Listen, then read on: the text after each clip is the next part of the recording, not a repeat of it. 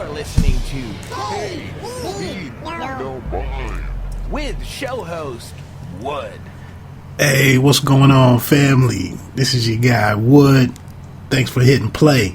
Look, this is a longer episode with a special guest, so I'm not going to jump into a lot on the we pretty much covered it.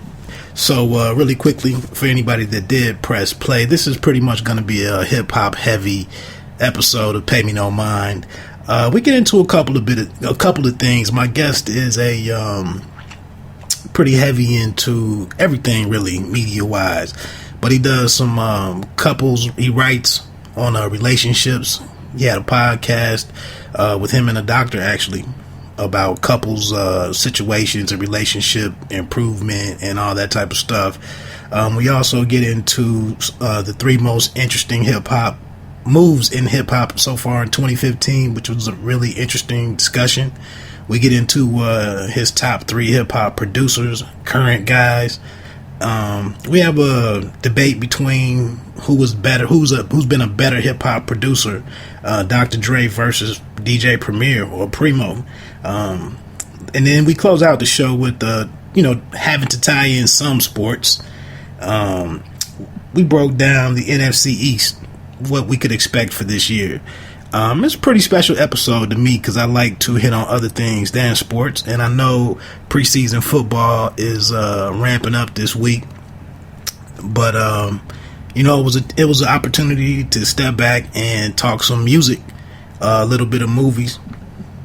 Compton's Straight Outta Compton drops today. Enjoy that if you're making your way out to see that. And it's just an all in all good conversation. So I'm going to get into that really quickly. Again, this is Pay Me No Mind with Wood. Shout out to One Take Podcast Nation. And with that said, right now I want to welcome to Pay Me No Mind one of the more interesting cats that I've encountered in the world of Twitter. Out of Philadelphia. You can check this brother out for numerous things. He does some a relationship podcast or some relationship writing. He talks about Philly sports. He puts together a lot of great free mixtapes with different themes, whether it be for a certain season of the year, summertime, Philadelphia artists or MCs. Just look into his catalog. He produces a whole lot of things, from what I can tell, just on seeing some his avatar change a couple times. He's also got a mean baseball cap game. I'd like to introduce my brother to the show right now, Kill. What's going on, fam? Thanks for having me on, man. I appreciate the love, man.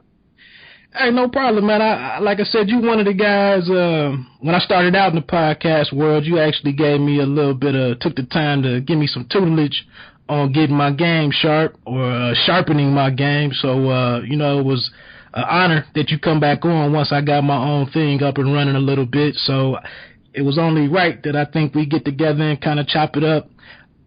I've listened to some of your podcasts breaking down various production teams, MCs, right. Having discussions on when an MC, their maturation process, in between albums and whatnot. So you do a lot of very interesting stuff, and I'm kind of jealous because I can't get people in my area of the country to have those types of discussions no more. Fam, I'll tell you this. Anytime you want me on, I'm on. Yo, bring me in as the East Coast, the East Coast specialist or whatever. I'll be on ESPN. You bring in, Stephen A. Smith for basketball. Bring me in whenever you need me, man. Like I said, it's a pleasure being on with you, fam. So whenever you need it, just hit me up. Got you. I thought it'd be interesting to clash up. One of the main reasons I reached out to you was I thought it'd be interesting to clash together, an East Coast hip-hop fan against a Midwestern hip-hop fan. But, all of my music is pretty much grounded in the East Coast. So, but maybe I can give you a different perception of, how some of us in the Midwest might pick up on some of the things, from the East Coast artists. All right. That's dope. But we got a lot of stuff to get into, man. Just something off script. First up, you gonna check out Straight Outta Compton this weekend?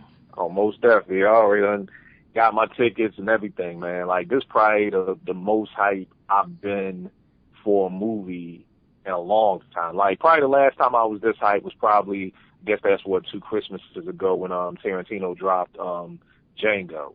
Like, okay. you know, I'm always hyped for a Tarantino film. So I haven't been this hyped for a movie in 2 years. Now I don't think I've ever been this hyped for a hip hop movie. You know what I mean? So yeah, I can't wait to see it, man. I can't wait.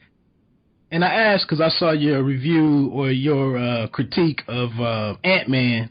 I saw that a couple of weeks ago. I have not seen Ant-Man yet, but, you know, I just, like I said, I watch some of the moves that you make and kind of stay abreast of everything that's popular. So I don't know if I'm going to get around to Straight Outta Compton this weekend, but I actually just saw the cast on The View, and Okay. I saw a Cube on a couple of things, so it does seem interesting. I just think for me, man, it might be a little too soon. Okay. I mean, I know what you're saying, because at first when I saw it was coming out, when I heard about it, I was like, well, you know, I kind of lived through it. You know what I mean? So it was like I was there when it happened. You know what I mean? Exactly. But as I started to see more trailers for it, it really looked authentic. You know, as it started to progress and seeing the trailers, I'm like, yo, this, you know, of course, you know, because we lived it, we know that ain't easy. It don't really, but you know, the similarities. I'm like, yo, I can see Cube, some being Cube. You know, my only beef right now is I ain't heard nothing from Yellow Ren, and I kind of feel like every show I see them on, it's like Cube, Dre, and Easy, and the people who played them. But you know, I'm just like, yo, Ren was a huge part of NWA. And I haven't seen any clips with Ren. I haven't, you know, I know he was on Twitter a while beefing with Universal, about it, but, you know, I'm just like, that's what I'm really interested to see, because Ren held down, you know, Niggas for Life, that second album, you know, almost for self.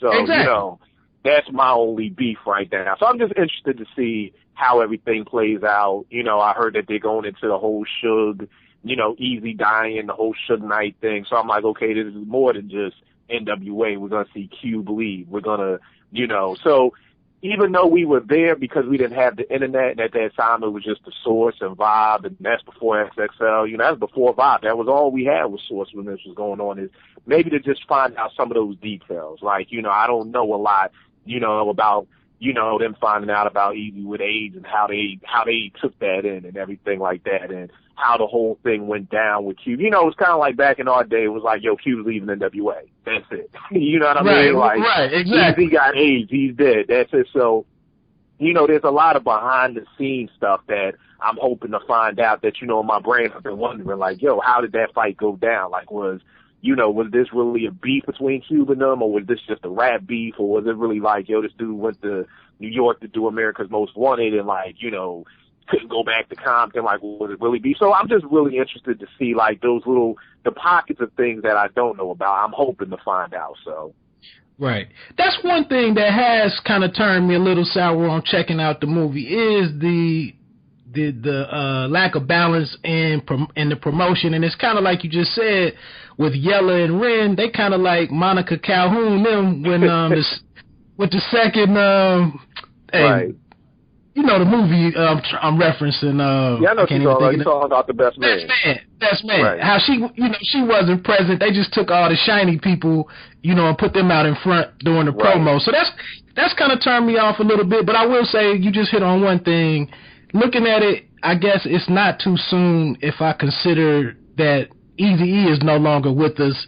And so, you know, it is a part of that group that is no longer here, and it is kind of a look back, you know, like with the Ray or the, I can't think of the other artists they went back and did, James Brown's flick. Right. So I guess in that regards, it is something a little more, that's another reason to possibly check it out.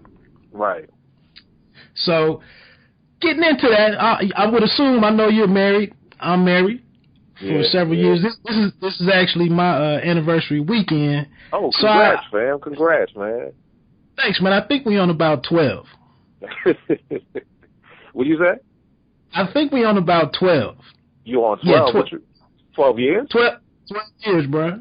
Oh, congratulations, man! Congratulations. This will be in October. Be me and my wife's 15th. So. Ooh. Man, that's a long time. We've been together for 12 years.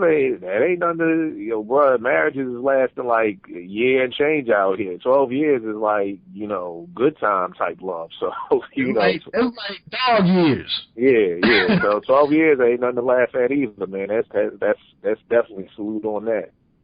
We've been together a total of 15, so I kind of know that experience. And we've been together pretty much, 24 hours a day since probably our second week knowing each other. So it's kind of been tight. But I brought up the couples thing. I know you do a lot of individual projects on that, or I thought you had a co-host on one of your shows. Yeah. Me and my homegirl, Dr. Raj, she's the PhD and everything like that. And we linked up maybe about 7 years ago when we were working together, and wanted to come at helping marriages and relationships from a different standpoint. Most times you see a man and a woman, they're married. With us, we're not married. We're married, but to not to each other. And right. Wanted to come from the aspect of she's the PhD, so she's going to give you all the clinical psychology and the frontal lobe and all that good stuff, and I'm just the around the way dude who loves hip hop and loves sports and has been married 15 years and is still here to tell about it. So we wanted to kind of give you that balance, because we know a lot of dudes don't like going to see a counselor, and it's like, how am I going to relate to him? How's he going to relate to me? Where when people see our videos, it's like, damn, this dude, he just a regular dude. You know what I mean? So we try to give that balance of practical knowledge and book knowledge. But yeah. So we've been doing that for probably about 6-7 years now. And that service is needed. So I'm grateful that you guys took up that calling. So what I wanted to hit you on is how you can talk me through a situation. I don't know about you, me and my wife, we don't have many friends. A lot of my partners that I grew up with, they no longer live in the state or the city. So often when we go out, it's just me and my wife. And that's kind of treacherous for a man, because from a number of angles, you could get tested. In some cities, you could get tested. My city is one where now I'm in Dayton, and a lot of times in Dayton, it's 4 or 5 fellas rolling together. It's not a lot of couples that you see in Dayton. But if you go an hour down the road to Columbus, when you go down there, you see a lot. When you're out and about, you see a lot more couples out. So it's 2 different environments to be in. So that could be one challenge. But also, when it's just you and your lady, you can play the conversation off of that other couple, or whatever other men are in there, or you can just talk to the other people in general. But when you're by yourself, it's just not as much cover for a brother when you're out. Right. So when I hit you up offline before we got together, like I told you, me and my wife tried to create a new outing. We used to bowl together in a mixed league, and we haven't done that in a while, and didn't really want to make that commitment. So somehow we were somewhere, man, and stumbled into shooting pool a couple years ago. And my wife was horrible when she first started. But she's come a long way, and now it's a pretty interesting night out. And actually, I'm not shooting as frequently as I used to, so my pool game isn't the sharpest, even though I still got a stick. But like I was telling you, man, I've been going to this place the last 2 months, and we're probably going tonight, as a matter of fact. But it's a brother there, and this is a predominantly white club. I mean, a white bar. I mean, we're pretty much the only people of color in there, most visits. But about 6-7 weeks ago, this one brother observed me and my wife playing. He was at a table with a young white female. No shade on that brother for, the interracial relationship. That's none of my business. And I mention that because I'm setting it up for something later. But as I told you, he came over and asked me to shoot. And, I'm thinking that this brother's out. He a little desperate. And, maybe he doesn't have anybody to shoot. Maybe he in the same boat as me with not having anybody to shoot. So I'm thinking I'll let him slide in for one game. I'll take him out real quick, impress my lady